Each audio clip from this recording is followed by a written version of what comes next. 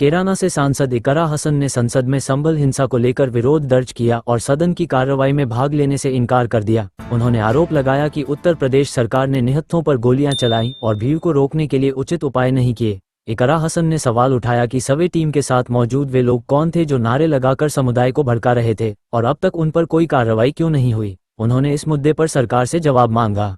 साथ इकरा हसन है और आप संसद में मौजूद हैं, बावजूद इसके समाजवादी पार्टी के सांसद अंदर जो उत्सव समारोह था वहां नहीं गए। जी हाँ, हमारे प्रदेश में एक बहुत बड़ी घटना हुई है। संभल में 5 लोगों की जान गई है।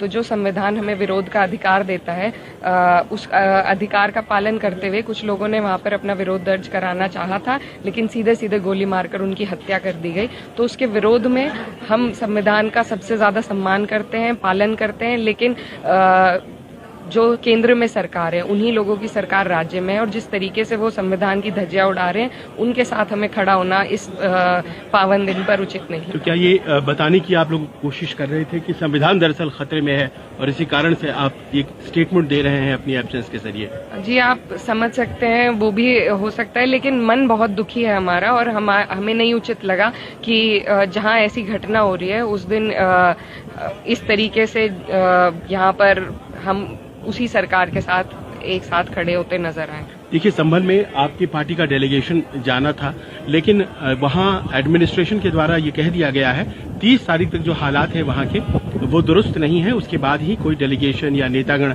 वहां जा सकते हैं। फिर ऐसे में समाजवादी पार्टी का डेलीगेशन वहां जाकर के विपक्ष जो भी करे, लेकिन भारतीय जनता पार्टी कहती है राजनीतिक ब्राउनी पॉइंट्स स्कोर करने की कोशिश है। जी नहीं, देखिए, विपक्ष की और पक्ष की दोनों की ही जरूरत होती है राजनीति में, और अगर सत्ता पक्ष कुछ गलत कर रहा है तो उसकी आवाज उठाने की जिम्मेदारी सबसे पहले विपक्ष की है। हमारी पार्टी उत्तर प्रदेश की मुख्य पार्टी है और हमारा जाना वहां निश्चित है। आज नहीं कल जब भी होगा हम जरूर जाएंगे, अपने लोगों के साथ हैं, लगातार उनसे बात चल रही है। हमारे जो वहां से सांसद हैं वो लगातार अपने लोगों के टच में हैं, जैसी भी मदद हो रही है। कल हमने नोटिस डाला था, कल भी सदन स्थगित कर दिया गया, कल हम दोबारा नोटिस डालेंगे और हम इस मुद्दे को इतनी आसानी से नहीं छोड़ेंगे। हम इसको पूरी तरीके से उठाने का सदन में काम करेंगे। आखिरी प्रश्न, कोर्ट के हुक्म की तामील हो रही थी जिस दिन ये संभल में घटना घटी, आपके पास भी जानकारियां पहुंची होंगी, कौन लोग थे जो कोर्ट के हुक्म की तामील नहीं होने दे रहे? देखिए, कोर्ट के हुक्म की तामीर से किसी को दिक्कत नहीं है। कोर्ट का हुक्म था,